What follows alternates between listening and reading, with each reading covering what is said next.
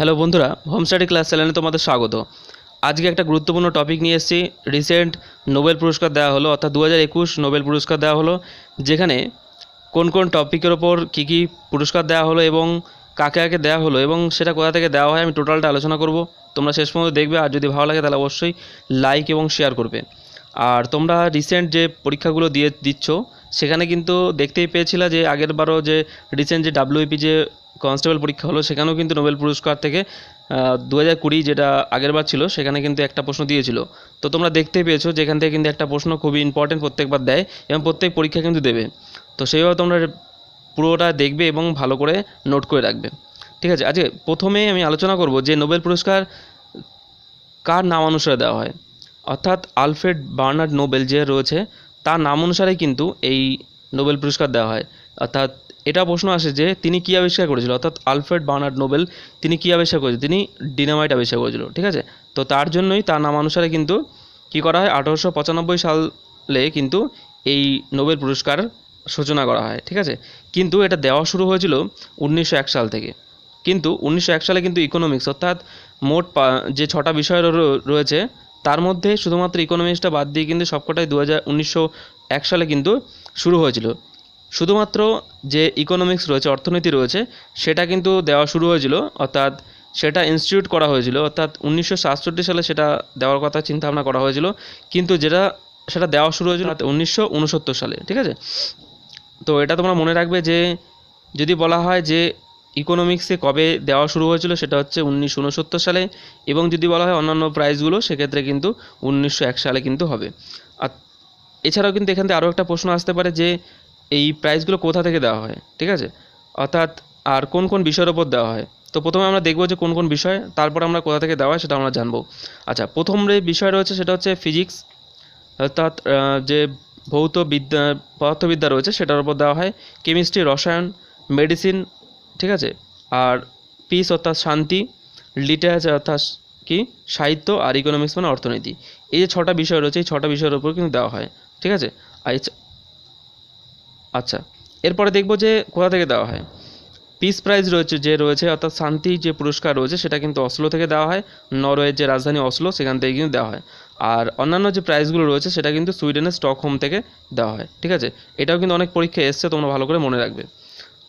ঠিক আছে, আচ্ছা এছাড়াও কিন্তু বেশ কয়েকটা প্রশ্ন তোমাদের জন্য আসতে পারে, যেমন হচ্ছে এমন একজন নাম করো যিনি একই বিষয়ের ওপর দুবার কিন্তু নোবেল প্রাইজ পেয়েছে। ঠিক আছে, কিছু কিছু রেয়ার জিনিস রয়েছে যেগুলো কিন্তু পরীক্ষায় দেয়, যেমন ধরো ফিজিক্সে কিন্তু অর্থাৎ দুবার কিন্তু তিনি কী পেয়েছিলেন, নোবেল প্রাইজ পেয়েছিলেন। সেটা হচ্ছে জন বার্ডেন। এটা কিন্তু তোমরা ভালো করে মনে রাখবে যে জন বার্ডেন প্রথম যিনি একই বিষয়ের ওপর দুবার পেয়েছিল, সেটা হচ্ছে 1956 সালে এবং 1972 সালে। ঠিক আছে, আর এছাড়াও কিন্তু আরও একটা প্রশ্ন আসতে পারে যে প্রথম ভারতীয় কে যিনি নোবেল প্রাইজ পেয়েছিলেন। এটা হচ্ছে কে, সেটা হচ্ছে রবীন্দ্রনাথ ঠাকুর, যিনি সাহিত্যে কিন্তু 1913 সালে প্রথম ভারতীয় যিনি নোবেল প্রাইজ পেয়েছিলেন। ঠিক আছে, তো এটা আমি আজকের বিষয়ে সম্পূর্ণ বলে দিচ্ছি না, পরের ভিডিওতে তোমাদের জন্য আলোচনা করে দেবো যে কে কে এখন পর্যন্ত নোবেল প্রাইজ পেয়েছে যিনি অবশ্যই ভারতীয়। ঠিক আছে, তো আমি সেটা আলোচনা করে দেবো। তো এটা কিন্তু খুবই ইম্পর্টেন্ট। ঠিক আছে, আচ্ছা আর একটা জিনিস বলে দিই, সেটা হচ্ছে ফিজিক্স এবং কেমিস্ট্রি দুটি আলাদা আলাদা বিষয়, অর্থাৎ একটা হচ্ছে রসায়ন আর একটা পদার্থবিদ, দুটি আলাদা আলাদা বিষয়ে কে প্রথম নোবেল প্রাইজ পেয়েছিল। ঠিক আছে, তো সেটা হচ্ছে মারিয়া কুরি। ঠিক আছে, তো এই মারিয়া কুরি কিন্তু এমন একজন ব্যক্তিত্ব যিনি কী করেছিল, ফিজিক্স এবং কেমিস্ট্রি অর্থাৎ পদার্থবিদ্যা এবং রসায়নে কিন্তু কী পেয়েছিল, নোবেল প্রাইজ পেয়েছিল। ঠিক আছে, তো আজকে দেখে নেবো এরপরে যে নোবেল প্রাইজ 2021 কে কে পেয়েছে।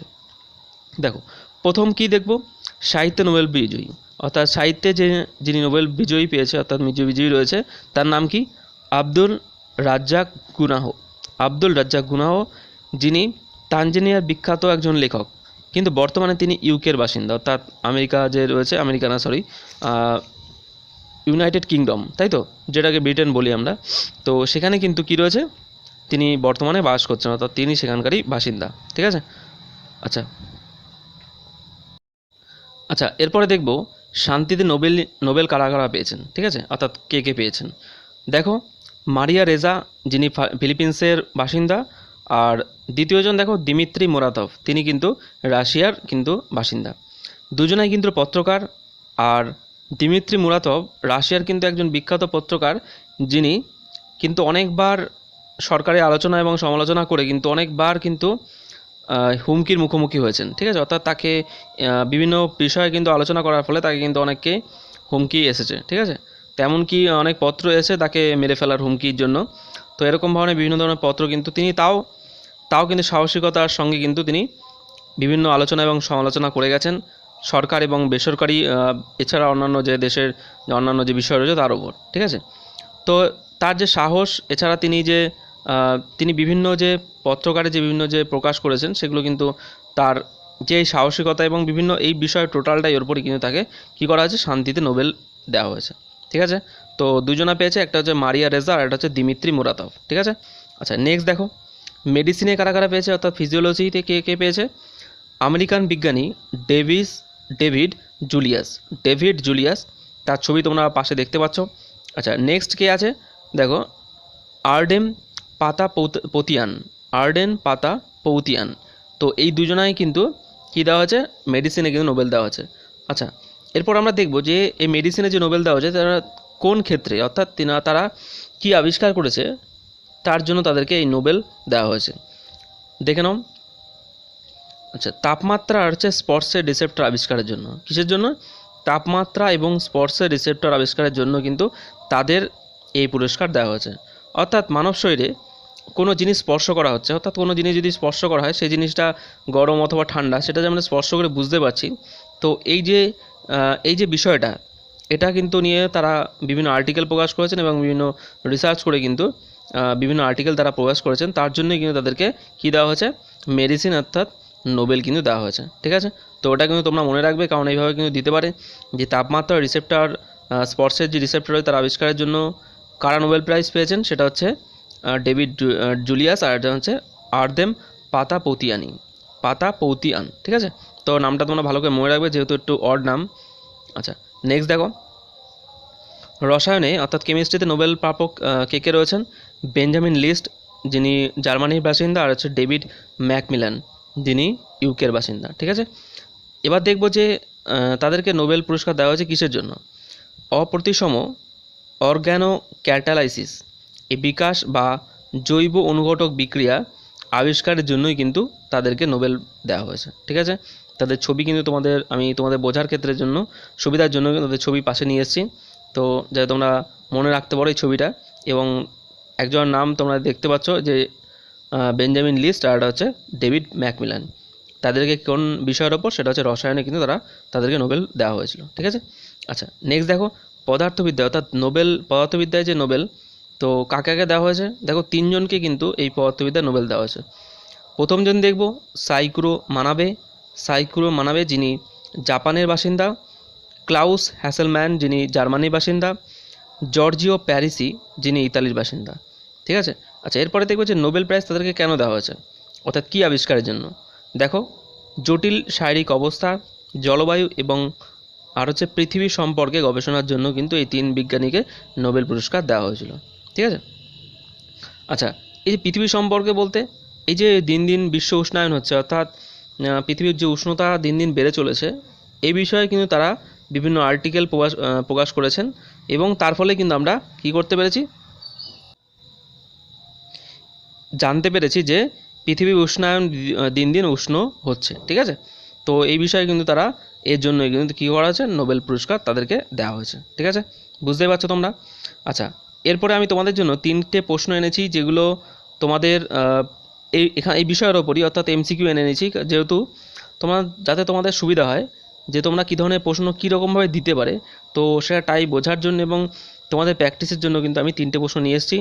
তোমরা উত্তর দাও তাড়াতাড়ি, আমি তোমাদের জন্য কিছু সময় দেবো, যেই সময়টার মধ্যে তোমাদের উত্তর দিতে হবে। দেখো প্রথম প্রশ্ন কী রয়েছে, নিম্নলিখিত কে সম্প্রতি শান্তিতে নোবেল প্রাইজ পান, অর্থাৎ 2021 নোবেল প্রাইজ দেওয়া হলো, সেখানে শান্তিতে কে নোবেল প্রাইজ পেয়েছেন। অপশানগুলো দেখে নাও, Maria Ressa, Dmitry Muratov, Benjamin List, প্রথম এবং দ্বিতীয়জন। সঠিক উত্তর কোনটা হবে, সেটা হচ্ছে প্রথম এবং দ্বিতীয়জন, তাই তো।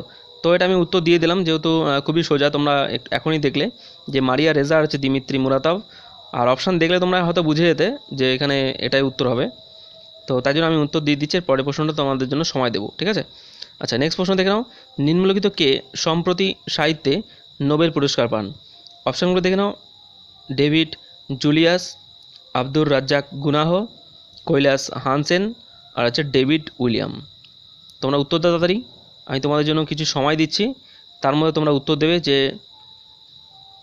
সম্প্রতি সাহিত্যে নোবেল পুরস্কার কে পান।